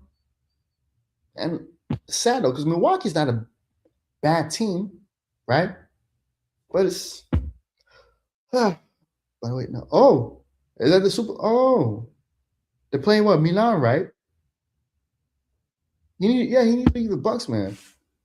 You know, and you know what it is, man. I feel like the guy that did have what it took to be the guy to take the reins off LeBron James But unfortunately, he was too fucking caught up with porn stars, right, and injuries. Zion Williamson. Zion Williamson had an incredible hype in high school, and it was looking like he was going to be the next big thing. He went to Duke though. I don't know if that was the right decision to go to Duke because Duke had also like some players that like Cam Reddish and all this stuff, right? Duke was loaded, and then he got drafted to New Orleans. I felt like that was probably not the right move, and I felt like it was rigged, right? Because New York was in contention to be uh, to have the number one pick. They got a number three pick, and they went with R.J. Barrett, who played R.J. Barrett, Cam Reddish, Zion Williamson, right? So no, the Knicks, the Pelicans got the first pick, and then of course they picked him. That didn't really help. I felt like if he went to New York, if New York got the first pick, and Zion Williamson got drafted to New York, that would have his career would have panned out much different. Zion Williamson could have been that guy because he was that good in high school and even in college. It was looking like it was going to be quite a player, but this guy just got caught up in the wrong stuff. But that's with a lot of NBA players nowadays. So they're too fixated on stuff outside the game. You know, the hoes, on IG, the OnlyFans models, porn stars, is too many bullshit going on. It's sad though, just fixated on a lot of other stuff. It's nothing to do with basketball, nothing to do with the game. They're trying to be gangsters, like John Moran. Well, and I'll get to that comment though later, bro. Bologna. Oh, okay. And Egypt is up 2-1. All right. Moran. Yeah, that's another one. I don't know if he could be the face of the league, but I felt like Moran could have been a very good player. I mean, John Moran is another player that is again fixated on stuff that has nothing to do with the game. And I blame that on a lot of parties that are involved. Of course, himself. You only got yourself to blame at the end of the day, but it also doesn't help that, when you look at his dad, man, and his dad fucking clowning around in the games like that, acting like a fuck. He acted more like it's about him than it's about his son, and it shouldn't be like that, It shouldn't be like, oh, you're trying to make a whole like you can have a good time when you're at basketball games, but my dad, when they used to play basketball, my dad was always there, right? Always in my games. My dad is not going when the music is playing, he's not gonna dance around or what shit. You gonna sit there and have a conversation with the people and stuff, and just watch the game. And then tell me what I'm doing good, what I'm doing wrong. I don't know if Moran is getting those lectures at home. You know what I'm saying? Like, your dad should not be your friend. Your dad should be your dad.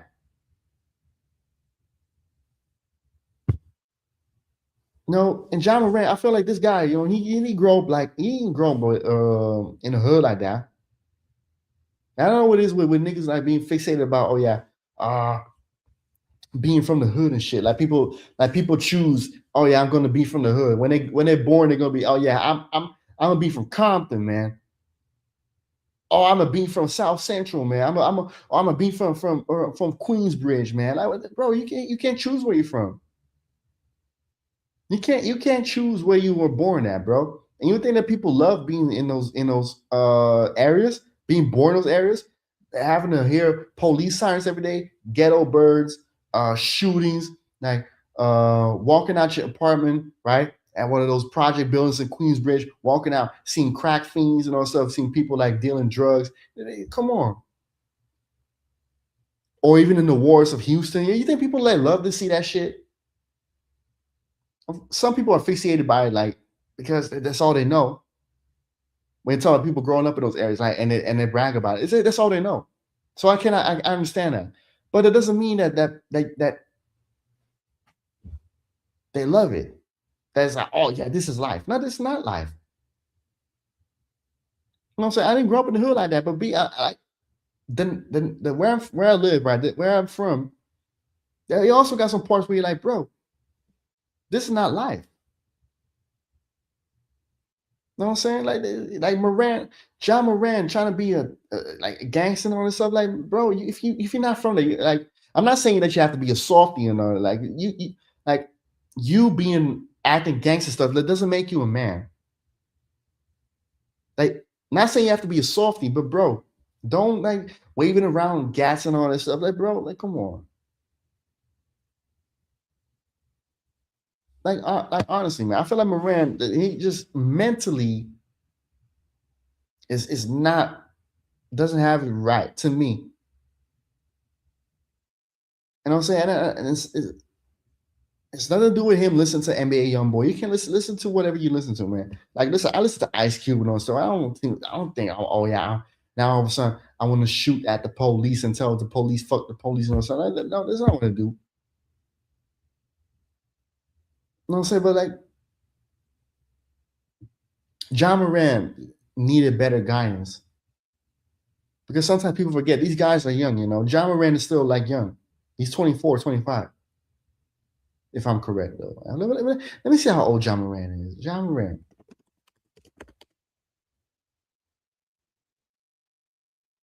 John Morant is 26 years old. You know, these players coming into the league, right? And they're young, getting big contracts, getting a lot of attention. Sometimes they need guidance, man. They didn't. Most of the time, they don't always have it figured it out just like that. You know,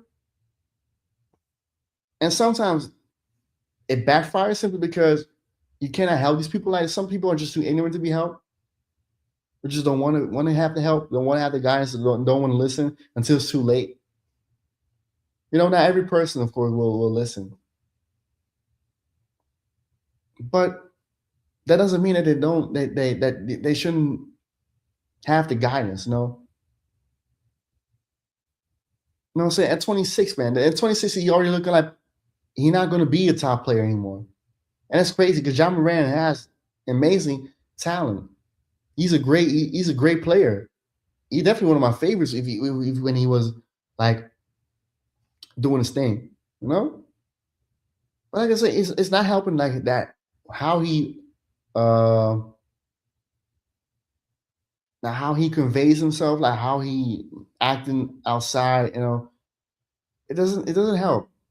And I'm not talking about like him talking shit to Clay in street clothes and all stuff like that is what it is. I'm just talking about everything that's been going on with his career because it's sad. But it you know maybe it's just I don't know what it is. It's tough. It's tough because I'm also looking at Lamelo Ball, right, and him, right, all the tattoos and all the and whatever it is, man, chains and it's like it's cool, no, but that I feel like Lamelo Ball is an example of like no, because I feel like his dad definitely like gave him a lot of guidance, like him, Lonzo, Leangelo. But at the same time, like these people making their own decision. When you're old enough to make your own decisions, ain't much you can do as a parent, especially when they're in their 20s. Like it's like at some point, like they're old enough to make their own decisions. But only thing you can do is like give them advice and trying to persuade them a little bit. But they're making their own decisions. I think that's also the thing with Moran, but it doesn't help that his dad from jump wasn't really like trying to help him. I think trying to like guide him properly. So being acting like a homie, being more like a dad. It is what it is, man. And Egypt just won against What they playing again? I forgot who they're playing. But yeah, they won though. So yeah, it is what it is, man.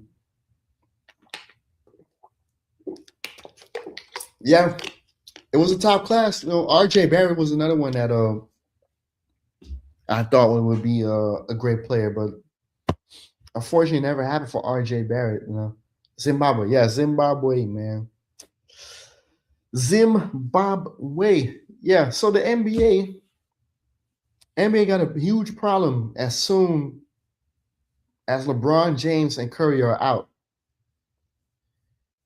because ain't nobody looking to be the next face. Ain't nobody out there that is looking for to be the face or can be the face. Like I said, it's definitely similar to what with WWE with John Cena. Now John Cena is gone now, right? Roman Reigns barely shows up. So do you think that Cody Rhodes, right? Because now they want Cody to be a QB1. Cody Rhodes can't do it. Trust me, WWE, if they're not gonna like if they don't have the next star in line, because Cody Rhodes is not gonna be the guy. WWE is gonna suffer the same fate as WCW because the booking is already horrendous. There's no actual superstar. There's no Stone Cold. There's no Rock. There's no Hulk Hogan. There's no John Cena. Right? There's not even a Batista, Randy Orton. So it's tough. Who's gonna be the guy that's gonna carry the company and still I have some mainstream popularity? It's nobody. Cody Rhodes, yeah, you see he's gonna be in the next Street Fighter, right? But Cody Rhodes doesn't have that. You know what I'm saying? When he's a Jamaican, when it comes to like the aura, when it comes to like the charisma, when it comes to like everything to be a WWE superstar transcending the company, you don't have that. You know what I'm saying? He's a Jamaican to that shit. You know what I'm saying? Gunther. Nah, bro. Gunther definitely not gonna be the fucking fit. No. Bro, they already tried that shit with because he retired John Cena and he got a lot of booze for that, right? Got a lot of heat.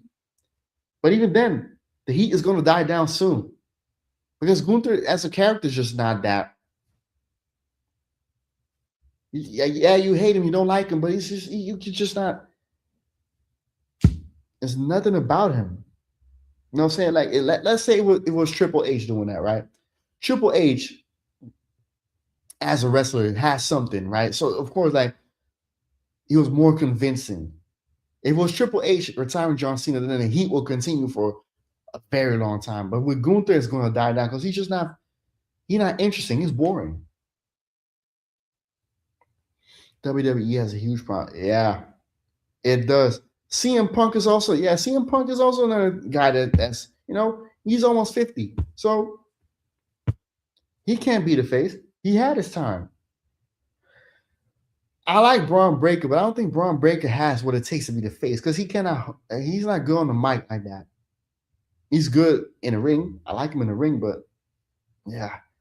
Seth Rollins is also, yeah. They tried, you know how long they tried to make Seth Rollins that guy, but no, I just never saw with Seth Rollins. What is I'm a veterinary. I'm a veterinary. I'm Seth freaking Rollins.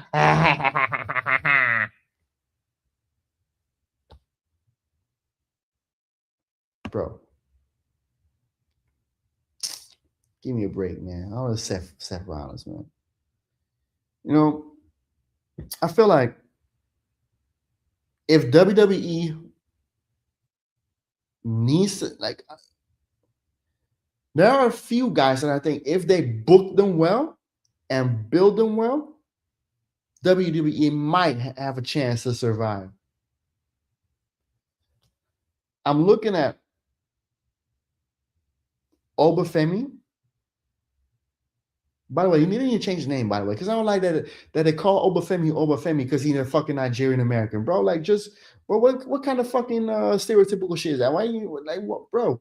You don't even have a Nigerian accent when he speaking English. Now, Obafemi, Trick Williams, Carmelo Hayes, Javon Evans, yeah. Even when you look at the females, right? Jade Cargill, she's Jamaican, by the way, and I'm not Jamaican.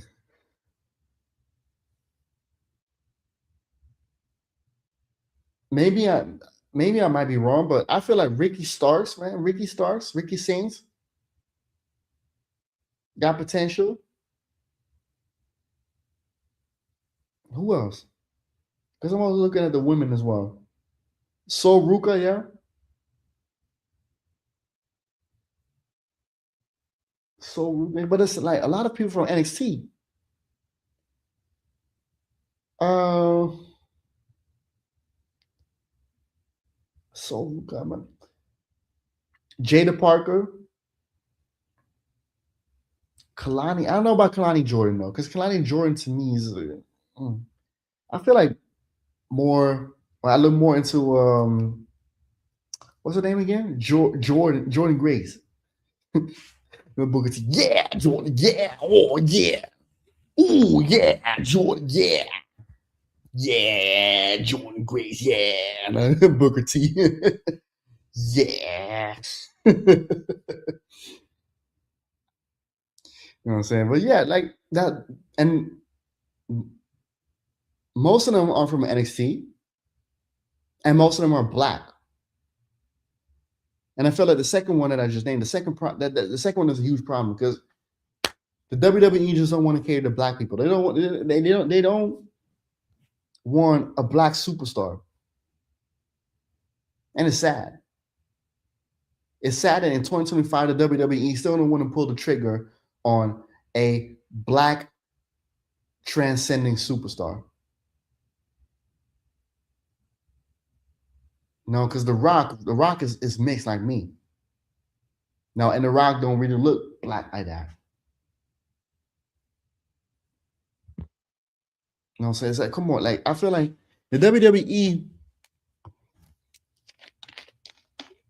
as long as Triple H is there, they're just not gonna pull the trigger on the black person being a superstar. Is it a surprise though? No, because it's been there for years. Come on, like Booker T could have been like a big star, a bigger star. I mean, Booker T, yeah, Booker T is a big star, but I mean like bigger than he was, right?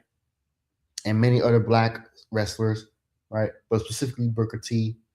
But like Trick Williams, like to me, the three that really set Javon Evans, Obafemi, and Trick, those three should all be in the main roster, first of all. Second of all, should be big names right now. But yet, they want to make Cody Rhodes, because he's a Nepo baby, one, and two, oh, he white, and three, I don't even know three, but like Cody Rhodes ain't championship material, and Cody Rhodes is just not good enough. You know what I'm saying? It's like it's kind of like Martin Odegaard. And every time this guy has a promo and screaming, all of a sudden everybody like, oh yeah, he gets a good promo. No, he don't cut a good. Just because he was screaming, because he's a passion merchant. Because he puts passion in some of his promos where he like screaming and like, bro, no. And Javon Evans, yeah, Javon Evans is young though. He's 20 though. But he need to take care of himself though, because I feel like some of the stuff he be doing, man, bro. I don't want this guy to have a career-ending injury. You know what I'm saying? Drew McIntyre. Listen, Drew McIntyre to me might not be a superstar, like the face of the company. I feel like Drew McIntyre should be treated better though, because Drew McIntyre is good though. I like Drew McIntyre. You know, like they're doing the people that actually have something, can do something, They treat him like garbage, man. I feel like Austin Theory is another guy that I feel like could have been something, but you know, now he's joined the division, and I already know how that's gonna go. I know how that's gonna go. Dominic Mysterio to me is, I feel like they're trying to make Dominic Mysterio some sort of like Timu Eddie Guerrero, right? Like Dirty Dom, or like Eddie Guerrero. I cheat, I steal. Yeah, give me a break, man. Like, not that Dominic is bad, but I'm not. I feel like, bro, I'm just looking at a bootleg Eddie Guerrero, and I'm sick and tired of every Mexican, right? Being called, oh yeah, he's the next Eddie Guerrero. Oh, he reminds me of Eddie Guerrero. Eddie Guerrero was different. Eddie Guerrero had an incredible amount of charisma and was very good in the ring as well. So Dominic Mysterio don't even got half of that. No, Vince ruined Theory. Yeah, Vince McMahon definitely ruined Austin Theory by shoehorning him. Didn't really help, but it is what it is. No, so WWE definitely got a huge problem going forward, going to next year, because I already know the WrestleMania that's coming up is going to be very ass. The WrestleMania is not going to be good. That WrestleMania is going to be even worse than last one. Trust me. So we'll see where it goes, man. I already know where WWE is going to be headed, and they have to look over their shoulder. That's when they're going to be headed, though. So yeah, we're already almost 2 hours in. With that being said, I'm gonna end it at that. Right? It's been a good cooling with D3vante. You know what I'm saying? Chop it up about football, NBA talk, wrestling talk, AFCON talk. I just hope I see more clips of AFCON, bro. May that pass a Dakar, bro. Yeah, it is what it is, man. If I might do a stream on Christmas, but I'm not gonna do like 2 hours. So I'm gonna do a short one, because I don't want to make it too long. I just want to enjoy my Christmas. You know what I'm saying? With my woman, right? Watching Christmas movies, eating some good food, right? That's all we're gonna do. So subscribe to this channel, smash the like button, and share this live stream, man. And I'm gonna see y'all on the next Just Coolin. And for anyone that is not gonna tune in Thursday, happy holidays already. Enjoy your holidays and have a good one. With that being said, out.